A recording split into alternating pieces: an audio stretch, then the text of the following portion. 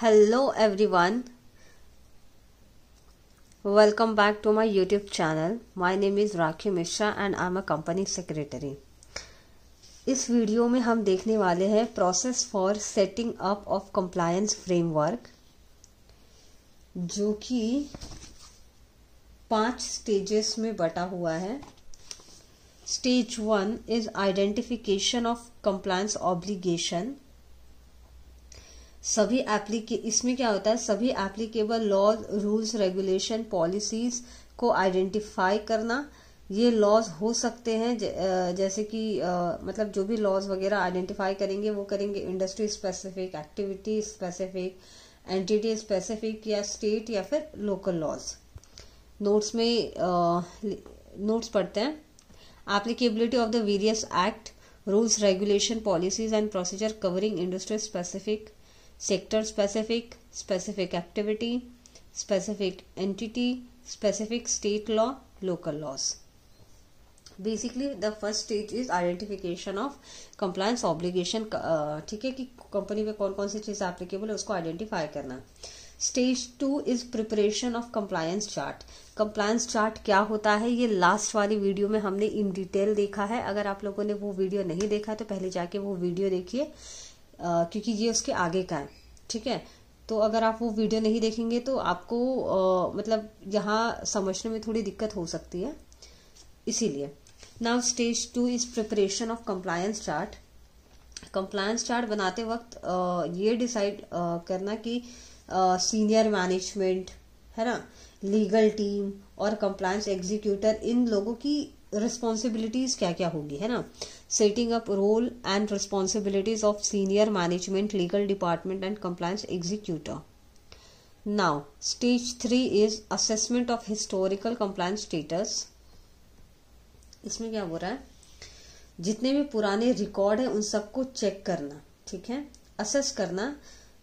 जैसे कि जो भी फाइल्स है, रिपोर्ट्स है, रिटर्न है, स्टेटमेंट्स, इंटरनल ऑडिट्स जो भी हुए कंपनी में उसके क्या रिपोर्ट्स है, इंडिपेंडेंट एजेंसी या रेगुलेटर के अगर कोई ऑब्जर्वेशन मिले तो क्या ऑब्जर्वेशन है, उन सबको बेसिकली चेक करना. ये कवर होता है assessment of historical compliance status में. नाउ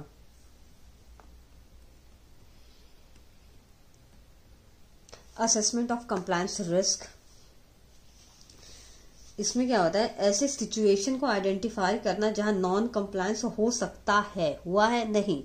क्या हो रहा है, असेसमेंट ऑफ कंप्लायंस रिस्क मतलब आप ऐसे सिचुएशन को आइडेंटिफाई करो जिसमें नॉन कंप्लायंस होने के चांसेस है. उसके लिए एक स्ट्रैटेजी बनानी पड़ेगी आपको. ठीक है, जैसे कि रिस्क मिटिगेशन है ना, कि रिस्क को कम कैसे करना है, रिस्क को मॉनिटर करो, रेगुलर चेक करो एंड देन उस पर रिपोर्ट करो. तो ये सारी चीजें कवर होती है असेसमेंट ऑफ कंप्लायंस रिस्क में. Now stage 5 is compliance action reporting.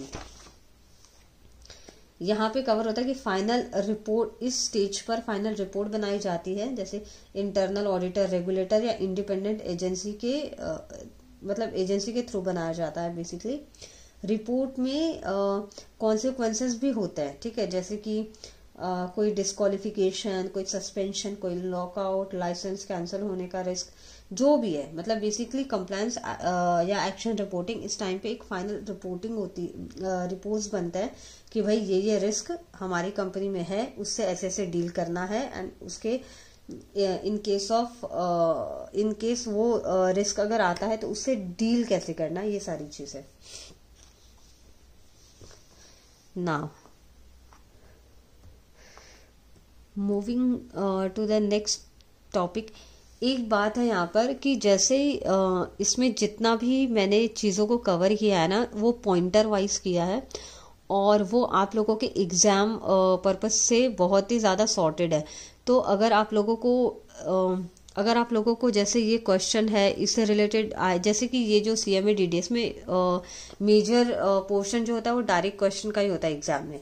तो आप इन क्वेश्चंस का स्क्रीनशॉट लेके रख सकते हो. और फिर आप नोट डाउन कर सकते हो सो दैट आपको आगे इजी हो जाए एग्जाम टाइम में, सारा मॉड्यूल को रीड करने की जरूरत ना पड़े. Now moving to the next topic, process of corporate compliance framework. First is compliance identification. सबसे पहले ये आइडेंटिफाई किया जाता है कि कौन कौन से act, rules and regulations company पर एप्लीकेबल होते हैं। इसमें फंक्शनल हेड और जो लीगल टीम है वो मिलकर डिसाइड करते हैं कि कौन से लेजिस्लेशंस एप्लीकेबल है, उनके अंदर कौन से कंप्लायंसेस रिक्वायरमेंट फुलफिल करने हैं, मतलब करनी चाहिए कंपनी को। Now step 2 is compliance ownership. Compliance owner वो पर्सन होता है जो किसी पर्टिकुलर कंप्लायंस को कंप्लीट करने के लिए रिस्पॉन्सिबल होता है। ओनरशिप को फंक्शन वाइज और इंडिविजुअल वाइज असाइन किया जाता है। इसमें इसको डिफाइन किया गया है दो टाइप में। First is primary owner, second is secondary owner. Primary owner is जो एक्चुअल कंप्लायंस करता है एंड सेकेंडरी ओनर जो उस कंप्लायंस का सुपरविजन करता है।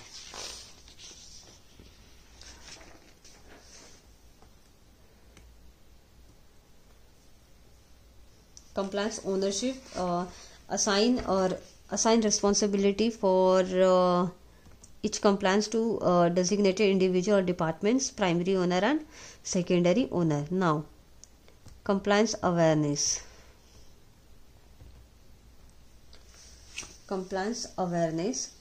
कई बार कंप्लायंस हैंडल करने वाले लोग को लॉस के एक्चुअल रिक्वायरमेंट की प्रॉपर नॉलेज नहीं होती है, इसलिए ट्रेनिंग सेशन, मीटिंग या कंप्लायंस मैनुअल के थ्रू उन्हें अवेयर करना बहुत ज़्यादा इंपॉर्टेंट होता है।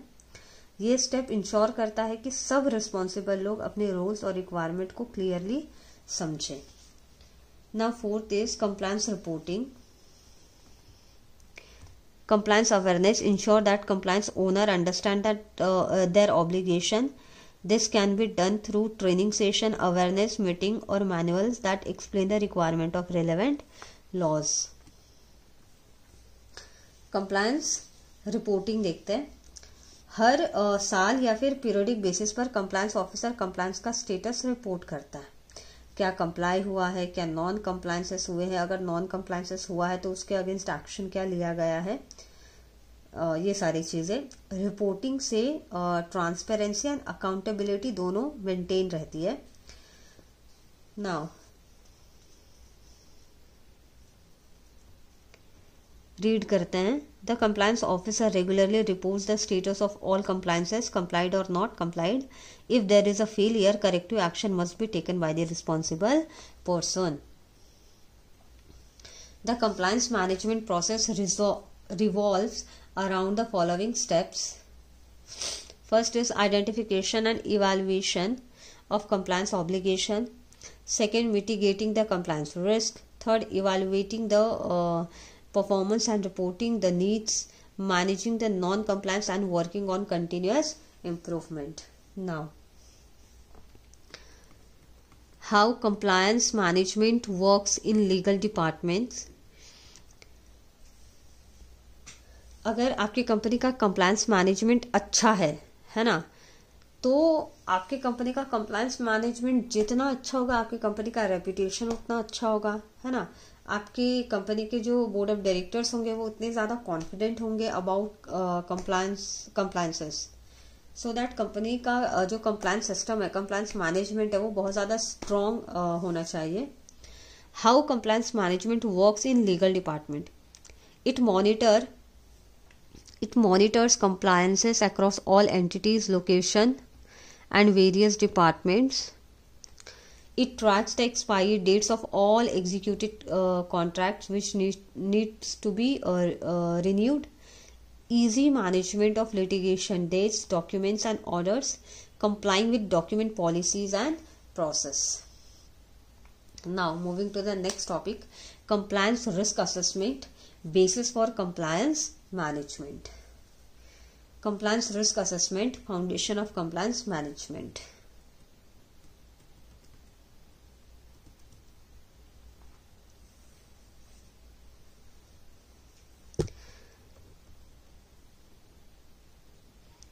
Compliance risk assessment is the process of identifying and evaluating risk arising from non-compliance with laws, rules and regulation while the compliance team monitors and report risk. Ultimate responsibility lies with the company's management to ensure risks are effectively controlled.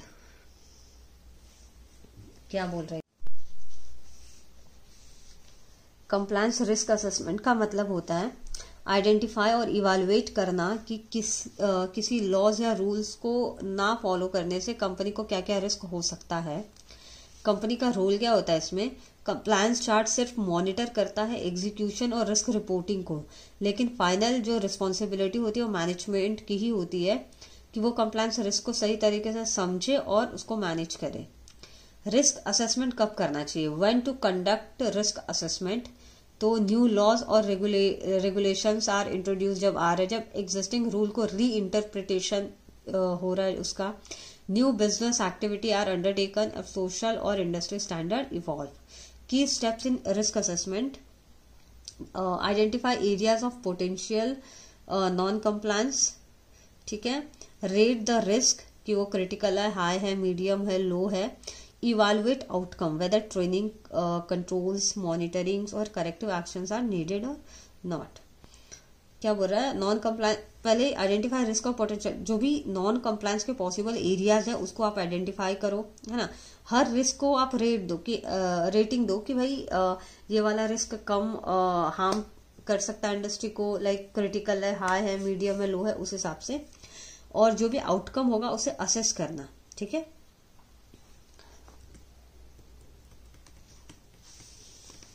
Type of risk impact, जैसे legal है तो उसको अगर legal risk होता है तो उसके क्या इम्पैक्ट हो सकते हैं। फाइनेंशियल रिस्क होता है तो उसके क्या इम्पैक्ट हो सकते हैं। बिजनेस रिस्क हो सकता है तो उसके क्या इम्पैक्ट होते हैं। रेप्यूटेशन रिस्क अगर अराइज होता है तो उसके क्या क्या इम्पैक्ट हो सकता है कंपनी पर। ये आप लोग खुद पढ़ सकते हैं ना। Compliance monitoring and responsibility centre mapping और allocation. Compliance monitoring,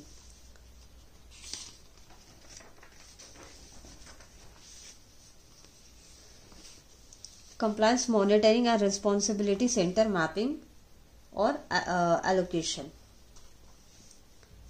compliance monitoring ensure that the company's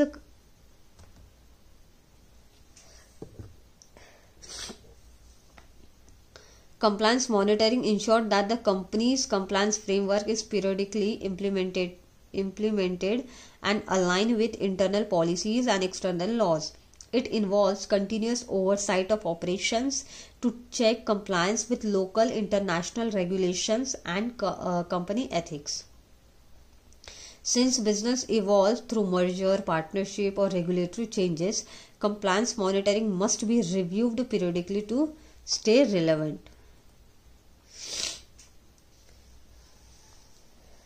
अब कंप्लायंस मॉनिटरिंग का पर्पस समझते हैं हम। पहले समझते हैं कि कंप्लायंस मॉनिटरिंग क्या होता है।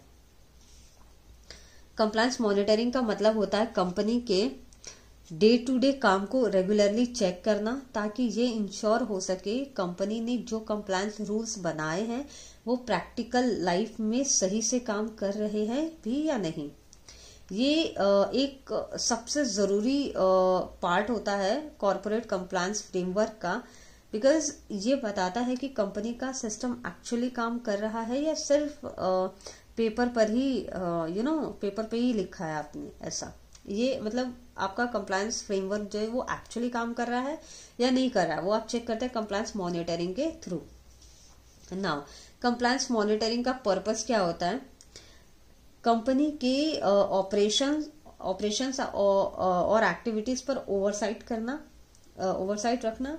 सिर्फ इंडियन नहीं, जो भी क्रॉस बॉर्डर इंटरनेशनल रेगुलेशंस को भी ध्यान में रखना कि हाँ भाई क्या वो एप्लीकेबल है, क्या अगर है तो क्या उसका नॉन कंप्लायंस तो नहीं हो रहा है।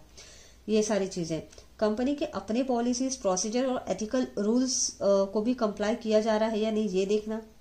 सिर्फ एक बार का कंप्लायंस चेक करना इनफ नहीं होता है, क्योंकि बिजनेस हर टाइम चेंज होते रहेगा, है ना। बिजनेस इन्वायरमेंट चेंज होते रहेंगे, रूल्स चेंज होते रहेंगे, लॉज चेंज होते रहेंगे, तो उसके हिसाब से आपको वो रेगुलरली चेंजेस देखने पड़ेंगे, मॉनिटर करना पड़ेगा और उसको उस हिसाब से अपडेट भी करना पड़ेगा। Now compliance ownership, clearly assigning compliance responsibility is essential. Primary owner क्या होता है, सेकेंडरी ओनर क्या होता है, ये मैंने आपको क्लियरली बता दिया है। Now roles of various management level. Top management, legal cell, senior management, functional head, compliance officer, staff. इसमें इसको ना आपको लिंक करके पढ़ना पड़ेगा। पहला काम इसमें understand compliance duty and changes, फिर सीनियर मैनेजमेंट उसको एनालाइज करेगा एंड कंप्लायंस ऑफिसर उसको परफॉर्म करेगा। ठीक है।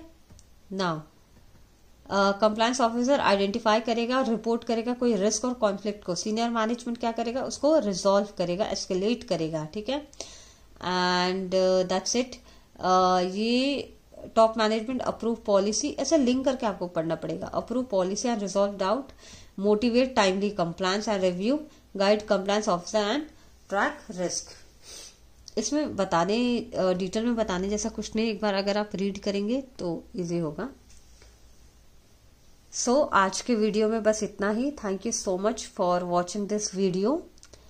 एंड फिर से कि अगर इस पर्टिकुलर वीडियो में इस पर्टिकुलर टॉपिक से रिलेटेड आप लोगों को कोई भी डाउट है तो आप प्लीज कमेंट बॉक्स में बताइए, कमेंट करके। I will try to resolve that issue.